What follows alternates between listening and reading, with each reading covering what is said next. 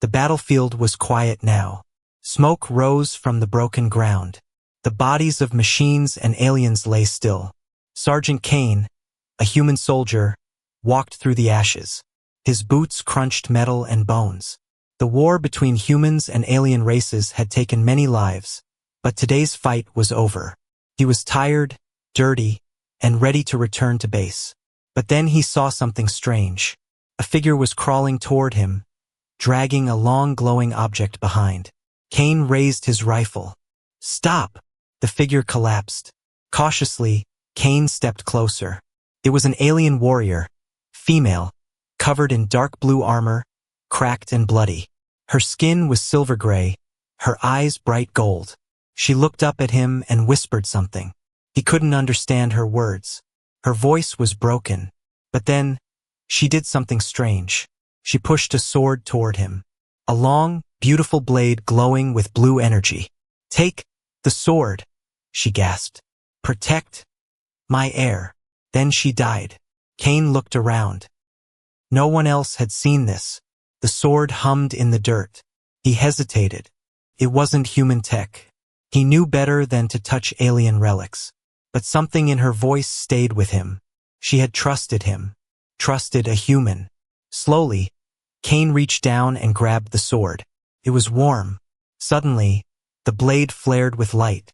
Strange symbols appeared in the air. His body tensed. He felt a sharp pain in his chest, like something was marking him inside. Then it stopped.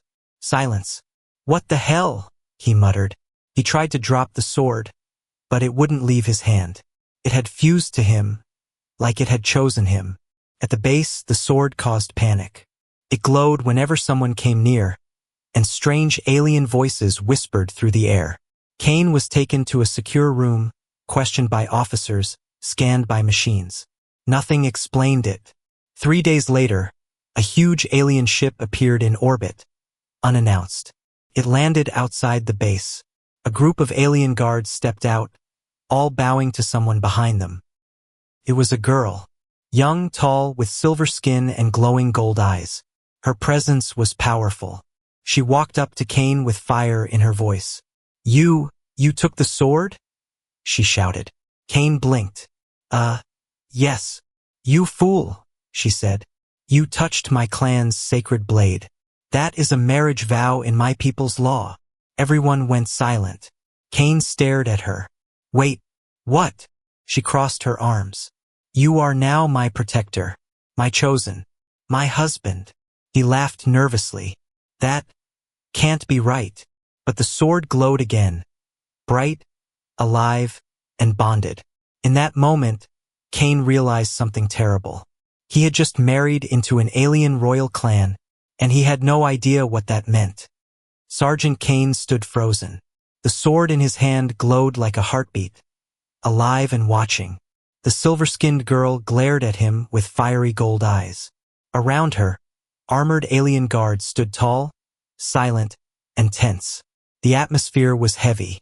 He had faced enemy fire, alien beasts, and death itself. But this was worse. She took one slow step toward him, her voice sharp and clear. "Do you know what you've done?" Kane blinked, trying to smile. "I saved someone, took a sword. That's it, right?" "You touched the blade of my clan," she said coldly. "You claimed it." "Well, I didn't know it was." "You swore a bond." "A bond?" Her jaw tightened. "Marriage." Kane's heart sank. A low hum came from the sword, pulsing brighter in his hand. "I'm not ready for that kind of relationship," he said awkwardly. The guards didn't laugh. No one did. The girl looked around at the human commanders, then back at Kane. "I am Liara, daughter of the High Matron, heir to the last great warrior clan of Valari. Our laws are clear. The sword chooses a protector. The protector becomes the consort." Kane looked at the blade like it had betrayed him. "I didn't sign up for this," he muttered. She stepped even closer. Her voice lowered, calmer now, but colder. "You did when you picked it up. My mother died in your arms. She passed you the sword. The bond is sealed. The sword accepted you. It burned your name into the ancestral code." Cain looked down. There, just under the glowing handle, alien symbols had carved themselves into the metal. He couldn't read them, but somehow he knew they said his name. Before he could speak, Liara turned sharply. "We leave now," she told her guards. "He comes with us." Wait. Cain stepped back. "I'm not going anywhere. This is a misunderstanding." A taller alien stepped forward, eyes narrowed. "If you reject the bond, you dishonor her death. You shame the clan. The punishment is execution. For both of you." Cain's mouth opened, then closed. They were serious. An hour later, he sat inside a strange ship, flying toward a planet he couldn't pronounce. The sword rested beside him, silent now. Liara sat across from him, arms folded, watching him without blinking. Cain cleared his throat. "So, how old are you?" 17 by your Earth time, she said flatly. "Cool. That's cool. I'm 27. Silence. "You hate me, don't you?" "I hate that my life was decided by an accident," she said, looking away. "But I don't blame you." He nodded. "That was something." The ship entered orbit of a massive planet glowing with green clouds and dark oceans. Cities floated above the surface.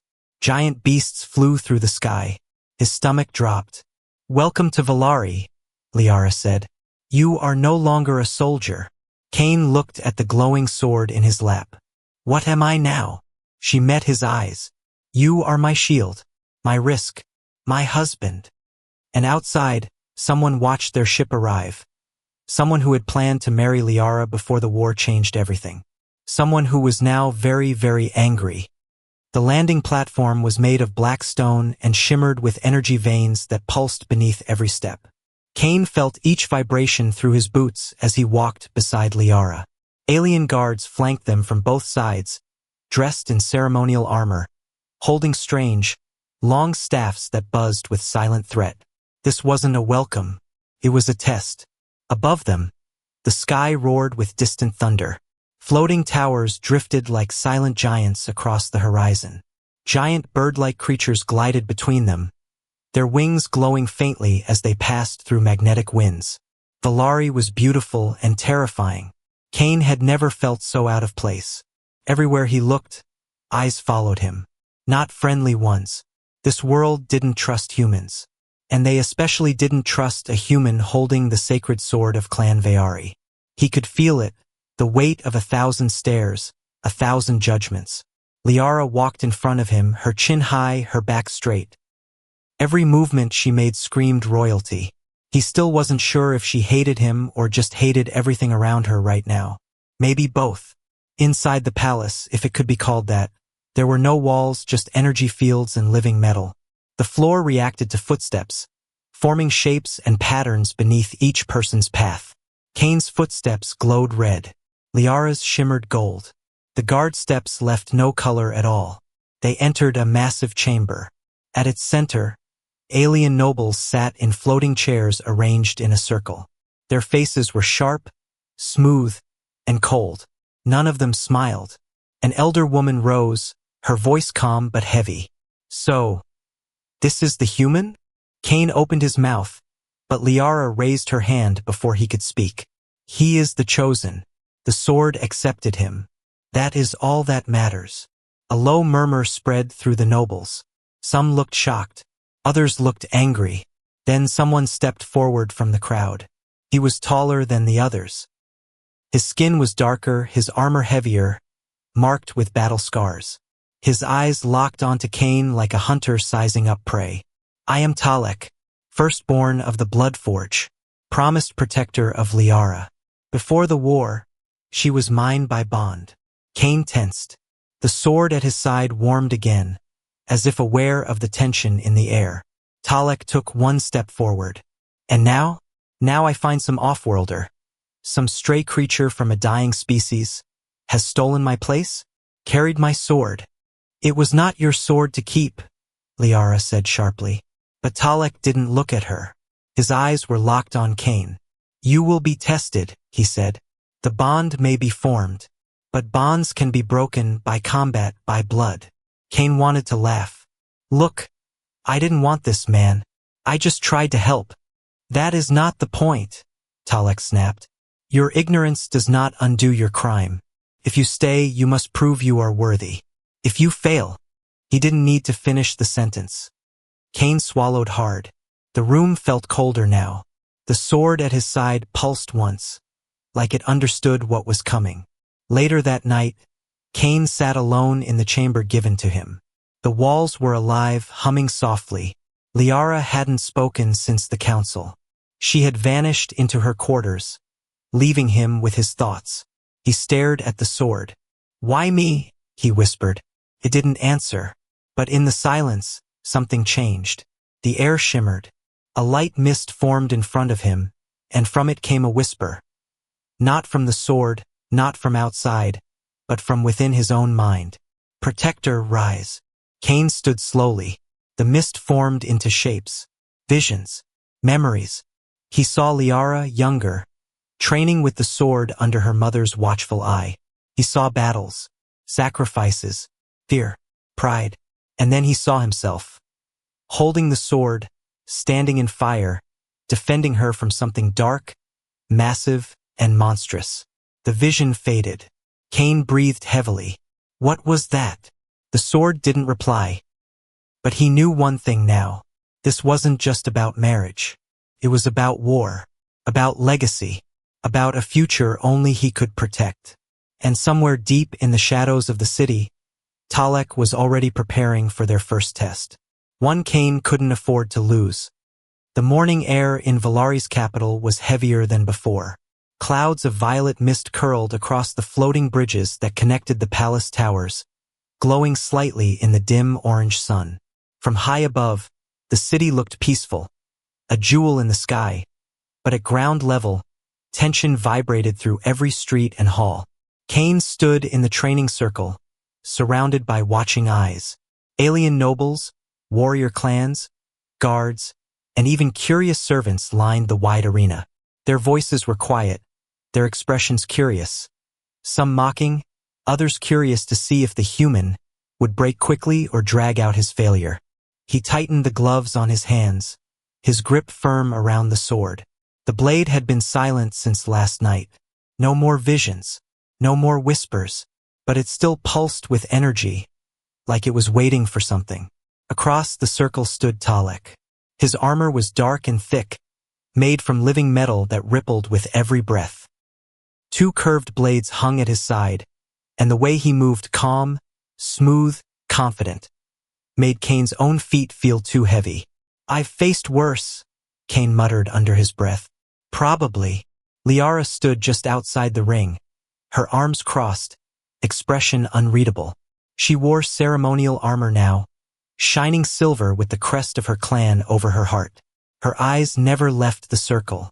A tall Valari elder stepped into the center and raised his staff. This is not a fight to the death, the elder said. This is a test of will, instinct, and honor. You carry the bond.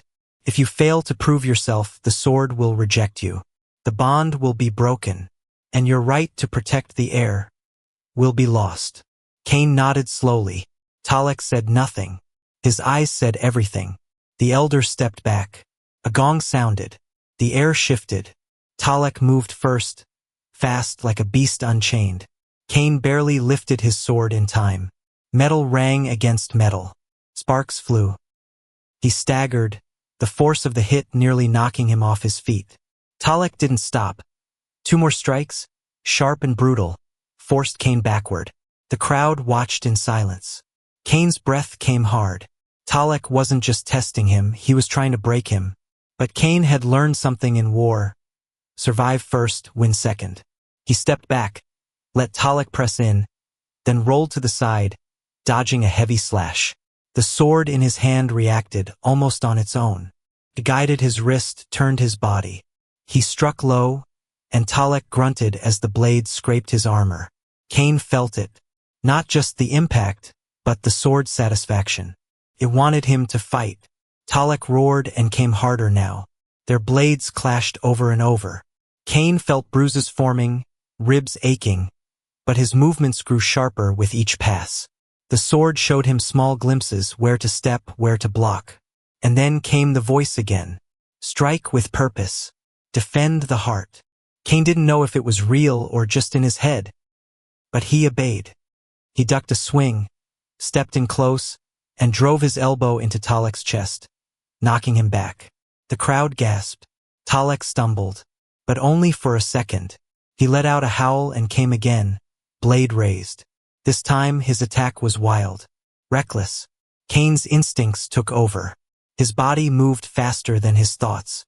He blocked once, twice, then stepped in and slammed the flat of the blade across Talek's chest, sending him sprawling to the ground. Silence. Talek lay on the arena floor, breathing heavily, staring up in shock.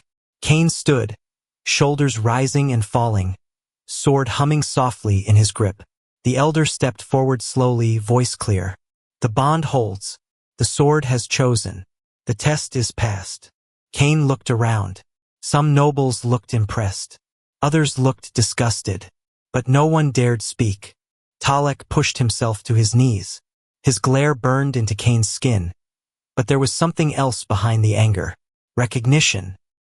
Later, Cain sat in the quiet gardens of the palace, watching the floating lights drift through the sky. Liara approached, her face softer than he'd seen before. You surprised them, she said. He nodded. I surprised myself. She sat beside him. I didn't believe the sword would keep you, she said. But it did. I didn't ask for it, Cain replied quietly. But I think I understand now. It's not just a weapon. It's a promise. She looked at him. Exactly. Before either of them could say more, a soft tone echoed from the tower above. A message. Liara's expression darkened. They're coming. Cain stood. Who? She turned to him slowly. The ones who killed my mother. The ones who want to end my bloodline. She paused. And now yours too. The stars above Valari shimmered unnaturally that night, burning slightly red, as if warning the world below.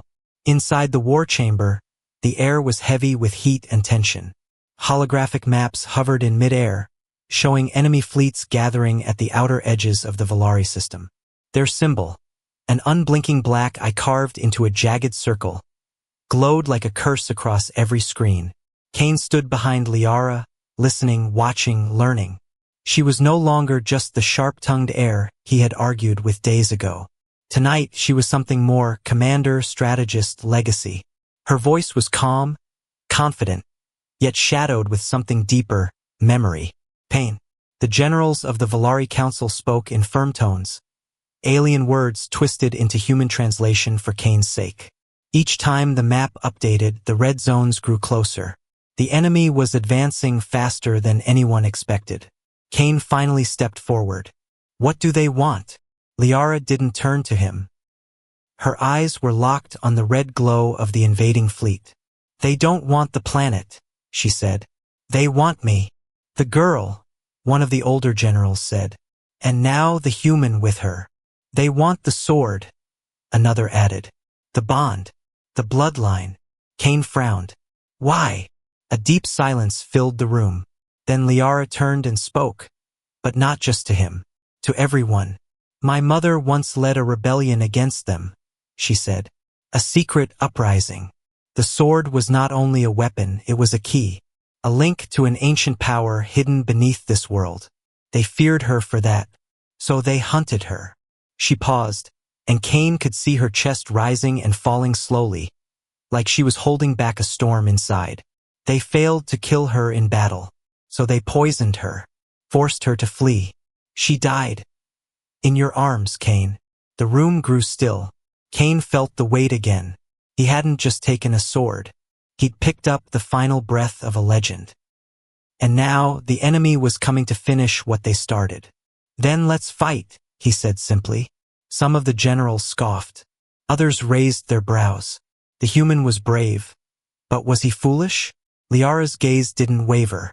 We will. But not here. She motioned, and the chamber lights dimmed.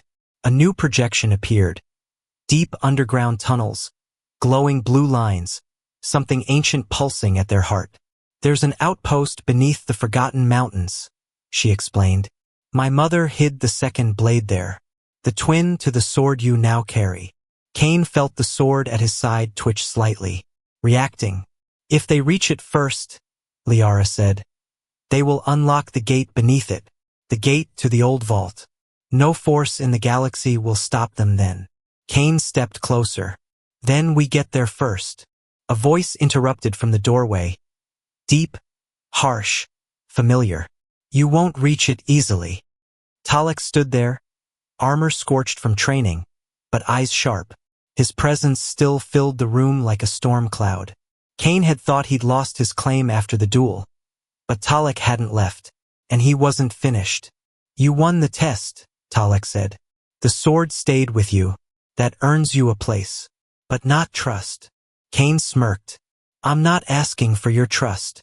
Good, Talek said, stepping closer. Because you'll have to earn it again. I'm coming with you.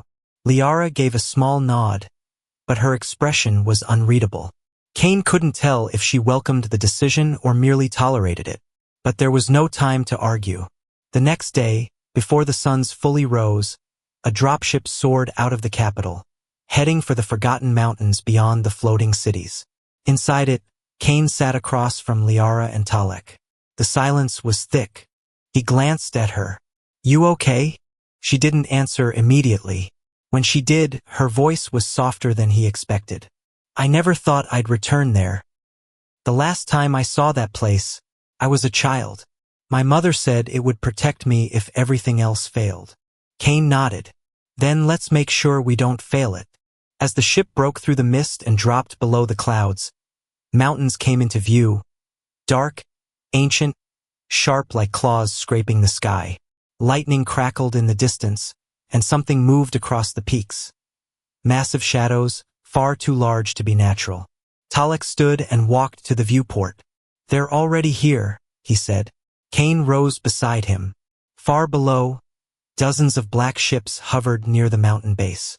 Troops were unloading. Machines were digging, searching. The enemy was already digging for the twin blade. The sword at Cain's side buzzed with heat. Not fear, but warning. They were too late for stealth. Now they had to fight. And somewhere deep below the mountain, something ancient had already started to wake. The cold wind screamed through the narrow mountain pass as the dropship touched down. Dust and ash blew across the landing ramp, swirling like ghostly spirits as Cain stepped out, sword strapped tight to his back. The storm overhead rolled like a restless god, lightning flashing across distant peaks, thunder rumbling deep inside the earth.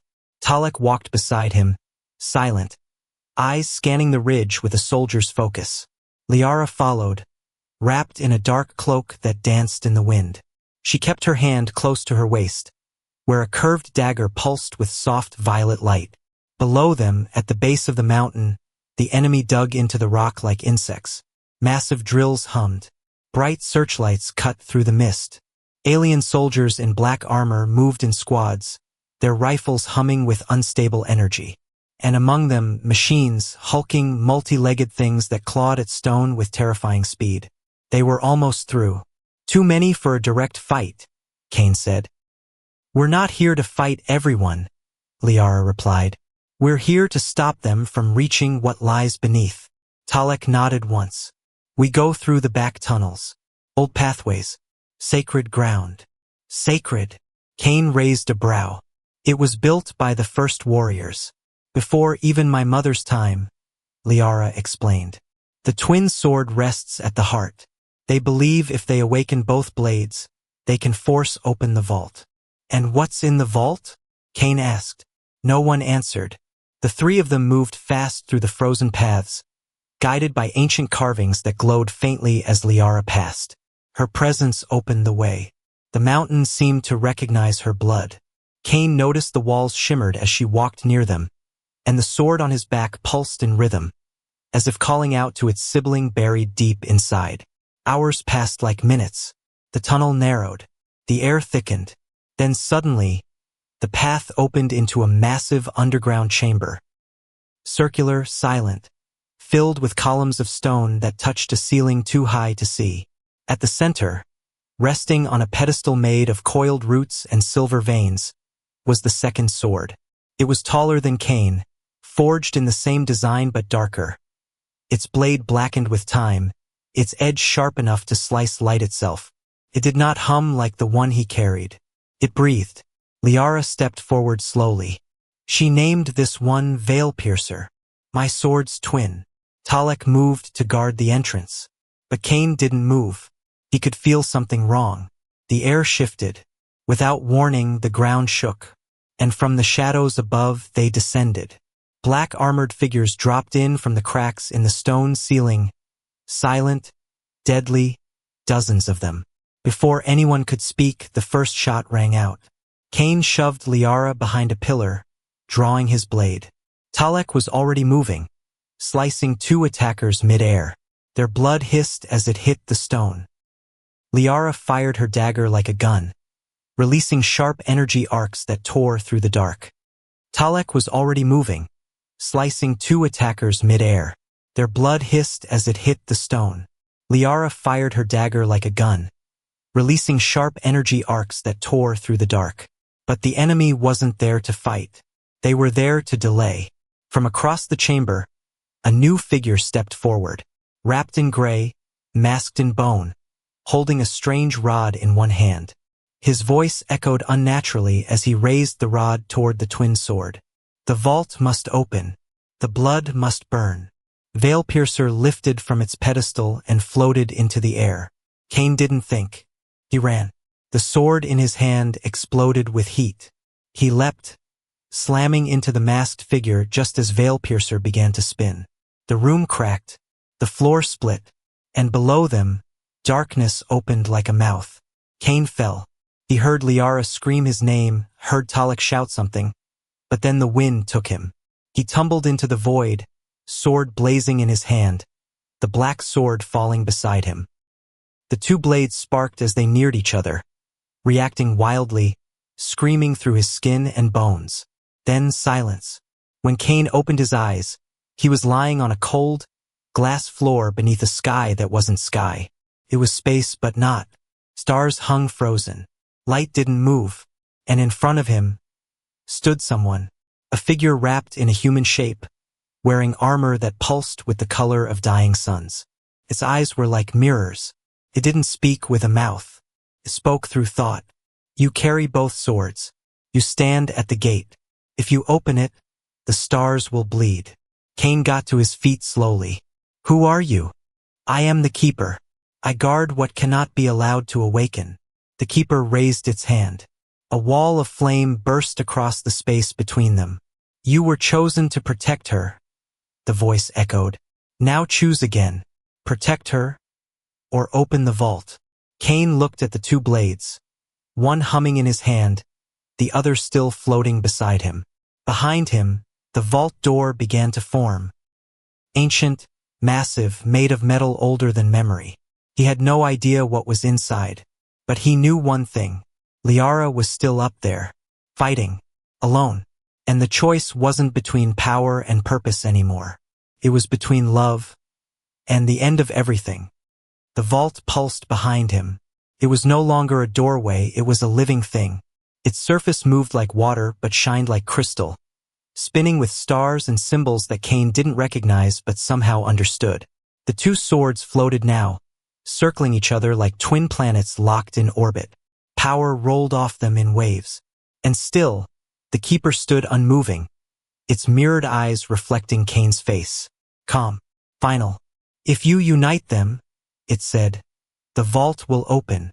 What sleeps within cannot be returned. Once awakened, it will reshape everything. All bloodlines, all empires, all truth. The world you know will end. Cain's fists clenched. Above, Liara was still fighting, probably bleeding, probably calling his name. Talek, for all his pride and anger, was likely standing between her and a firing squad right now. And he was down here, trapped in the moment between godhood and goodbye. He looked at the sword in his hand. His sword. It had chosen him not because he was a warrior, but because he had no reason to be chosen. Because when the alien matron had collapsed in his arms, he hadn't asked who she was. He just tried to help. He stepped back from the vault. The sword stilled. You refused the gate? The keeper asked. I'm not your key, Cain said. I'm her shield. He grabbed the black blade, veil piercer, and both swords flared violently, almost resisting him. But his grip didn't loosen. His mind screamed. His chest felt like fire. But he turned, dragging both blades across the glass floor, back toward the edge of the platform. I'm not unlocking anything, he growled. I'm going back. Behind him, the vault began to flicker. He didn't like being denied. The ground shook. Cracks spread beneath his boots. The keeper raised its hand. You'll die in the crossing. I'll take the risk. The vault pulsed one last time and exploded in light. The world snapped. Cain's body slammed against stone. Pain, dust, heat. He gasped, rolled over, and opened his eyes to smoke and fire. They were back in the mountain chamber. The vault had cracked the earth. The pedestal was gone. Enemy bodies lay scattered, some fleeing through tunnels, others burned by wild energy. Liara was on the ground, her hand pressed to her side, blood soaking her armor. Talek stood above her, panting, one arm limp and bleeding, but his blade still gripped in the other. They saw him. Cain! Liara breathed. He didn't answer. He ran.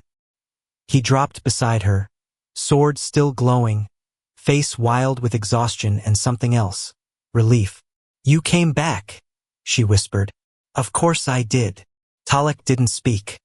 He looked at Cain for a long moment, then turned and faced the last wave of incoming enemies. 3 black-armored soldiers rushing into the broken chamber. He didn't wait. He charged. Cain helped Liara to her feet. She winced, but stayed standing. We can't win this fight, she said. Yes, Cain said. We can. He lifted both swords. The twin blades shimmered, then suddenly fused, becoming a single, long weapon with a glowing silver core and black edges. Felt like lightning in his hands. Liara stared at it in awe. Is that even possible? I don't know, Cain said. But I'm tired of being chosen. Let's choose our own fate. Together, they charged into the storm. The final battle was fire and fury. The fused sword cut through armor like paper. Liara moved beside him like a storm, her dagger dancing, her eyes burning with everything her clan had lost, and now stood to protect. Talek fought like a demon, unbreakable, relentless, until finally, the last enemy commander fell. Silence followed. Only the wind remained. Later, when the mountain finally settled and the sun broke through the black clouds, Cain stood at the highest point of the ridge. The fused sword rested in the ground beside him. Liara sat near him, her injuries bandaged, her gaze lost in the horizon. You never opened the vault, she said. No, Cain replied. Why? Because the universe doesn't need another god, he said. It needs people who protect each other. Liara looked at him, quiet for a moment. Then, slowly, she reached for his hand. He didn't pull away. So, she asked, are we still married? He laughed softly. I think we skipped the ceremony. Well, she said, a smile tugging at the corner of her lips, then we've got time to do it right. From above, the stars watched, and deep below, the vault slept again. Untouched, unknown, sealed by a human who never asked for greatness, but earned it anyway.